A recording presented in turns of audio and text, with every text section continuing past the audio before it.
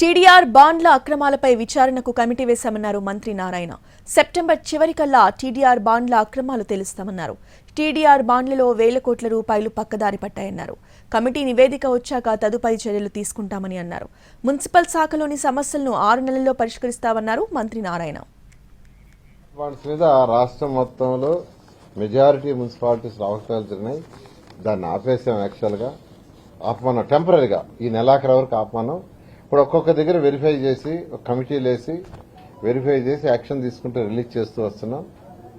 ఇక్కడ కూడా టీడీఆర్ బాండ్లలో అవకతవకలు జరిగినాయి. దాని మీద కూడా యాక్చువల్గా కమిటీ వేసాము. ఇది రాష్ట్రంలో అనేక మున్సిపాలిటీ జరిగింది. అసలు అట్లాంటి అవకతవకలు జరుగుతాయని నాకు 2014-19 దాకా 5 సంవత్సరాలు తెలియదు. అసలు నిజంగా నాకు తెలియదు. అట్లాంటివన్నీ ప్రజలకు నేర్పించేశారు వీళ్ళు. నెక్స్ట్ మంత్ ఎండింగ్కి 120 మున్సిపాలిటీస్ లో ఈ టీడీఆర్ బాండ్ల గురించి ఇబ్బంది రావడానికి చేస్తామని ప్రజలందరికీ తెలియజేస్తున్నాము.